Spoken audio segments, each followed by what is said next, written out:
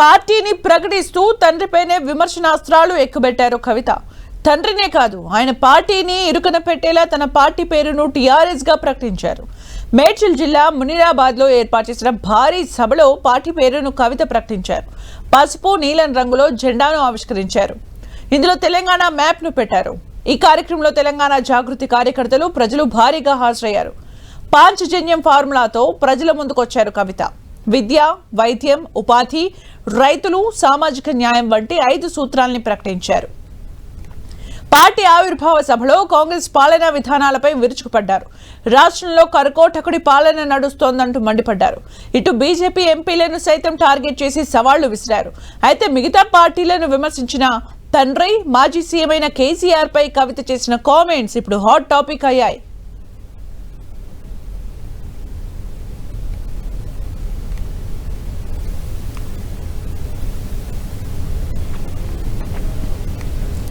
తెలంగాణ రాష్ట్ర సేన పేరుతో కొత్త పార్టీని ఏర్పాటు చేసిన కవిత కాంగ్రెస్, బీఆర్ఎస్, బీజేపీని టార్గెట్ చేశారు. కేసీఆర్ పూర్తిగా మరమనిషిగా మారని ధ్వజమెత్తారు. సీఎం రేవంత్ రెడ్డి కర్కోటకుడంటూ తీవ్ర స్థాయిలో మండిపడ్డారు. తెలంగాణకు కేంద్రం అన్యాయం చేస్తోంటే బీజేపీ ఎంపీలు మౌనంగా ఎందుకుంటున్నారో చెప్పాలని డిమాండ్ చేశారు. మన పార్టీ పేరు చెప్పాలా? రెడీయా? టిఆర్ఎస్. జై తెలంగాణ! జై టిఆర్ఎస్! జై తెలంగాణ! జై తెలంగాణ! జై తెలంగాణ!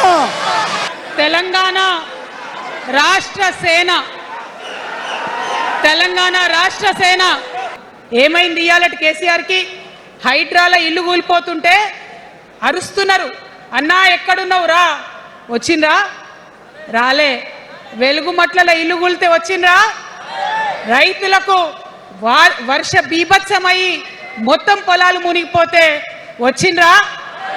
చేవెళ్ళ దగ్గర బస్ యాక్సిడెంట్ అయితే వచ్చిండ్రా? ఎక్కడ చిన్న కష్టం వచ్చిన ప్రజలకు ఆ సారు రారు, ఆ సారు రారు. ఎందుకంటే ఆయన మారిన మనిషి, మనిషి, గుంటనెక్కల తోడేళ్ల చేతిలో ఖైదీ అయినటువంటి మనిషి, మన మనిషి కాదు. ఎందుకు ఈ మాట చెప్తా ఉన్నా అంటే, ప్రేమ నాకు కూడా ఉంది. నాకు తండ్రి కావచ్చు, అది వేరే విషయం. కానీ ఒక రాజకీయ నాయకుడిగా వారు ఈ మధ్య రాజకీయ పరిణితి కోల్పోయి మాట్లాడుతూ ఉన్నారు. కేటీఆర్ గారు మాట్లాడిందంటే ఓకే అనుకోవచ్చు. కేసీఆర్ గారు అనే మాట ఏంటంటే, ప్రజలు తప్పు చేసిండ్రు. ఓకే, ఒక సెకండ్ నేను ఒప్పుకుందాన్ని, ఒక సెకండ్ అనుకుందాం. ప్రజలు తప్పు చేస్తే నేను ఒక తల్లిగా అడుగుతున్నా. నేను నా కొడుకో మాట చెప్తా, వాడు వినలేదనుకో, కింద పడ్డాడు అనుకో, ఇడిచిపెడతానా? దగ్గర తీసుకొని మంది అనా? ఓకే, ప్రజలు తప్పు చేసిర్రు అనుకోండి, మీకు అధికారం ఇవ్వలేదు అనుకోండి, ఒక కర్కోటకుడి పాలన నడుస్తుంది అలా తెలంగాణలో. ఇబ్బంది పడుతున్నారు ప్రజలు, గోసపడుతున్నారు, ఏడుస్తున్నారు. బాధ అనిపిస్తుంది ఒక పొలిటికల్ లీడర్ని కర్కోటకుడు అనాలంటే.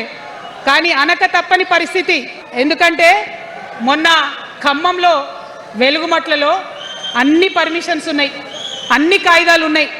అర్ధరాత్రి పోయి ఇల్లు కూలగొడితే ఒక నిండు గర్భిణి టెన్షన్తోని అబార్షన్ అయిపోతే ఆ తండ్రి ఏడ్చిన ఏడ్పులు, ఆ తండ్రి రోదన ఇంకా కూడా ఈ చెవులకు వినబడుతుంది. కాబట్టి ఇప్పుడున్న సీఎంని కర్కోటకుడనే అంట, హిట్లర్ అనే అంట.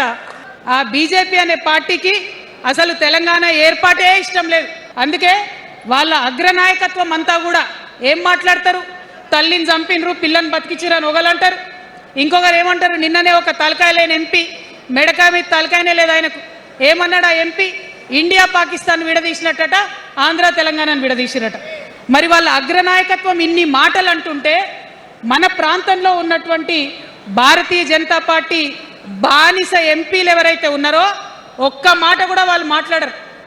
ఫెడరల్ స్ఫూర్తికి విరుద్ధంగా రాష్ట్రం ఏర్పాటు అయిన తర్వాత 7 మండలాలు మనకి గుంజుకుంటే పార్లమెంట్లో పల్లీకులు ఇస్తారు, కానీ ఆ ఎంపీలు ఒక్క మాట కూడా మాట్లాడరు. మనకు 8 రూపాయలు ఇవ్వకపోతే ఆ ఎంపీలు ఒక్క మాట మాట్లాడరు. విభజన హామీలు ఇవ్వకపోతే ఆ బీజేపీ బానిస ఎంపీలు ఒక్క మాట కూడా మాట్లాడరు. అంతేకాకుండా సామాజిక న్యాయం అనేటటువంటి ఒక కాన్సెప్ట్కే బద్ద వ్యతిరేకి భారతీయ జనతా పార్టీ. నేను ఇవాళ బీజేపీ ఎంపీలను డిమాండ్ చేస్తున్నా, సవాల్ చేస్తా ఉన్నా.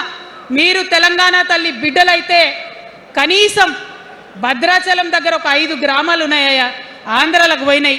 అవి పోతే మన రాముడి గుడి మునిగిపోతుంది. పోలవరం నిండితే భద్రాచలం మొత్తం కూడా నీళ్ళు వచ్చేటటువంటి పరిస్థితి ఉన్నది. మీకేమన్నా సిగ్గు ఎగ్గు ఉంటే తెలంగాణ తల్లి బిడ్డలైతే 8 మంది బీజేపీ తెలంగాణ ఎంపీలను ఛాలెంజ్ చేసి అడుగుతా ఉన్నా, ఆ 5 గ్రామాలను మీరు వాపస్ తెలంగాణకు పట్టుకరండి.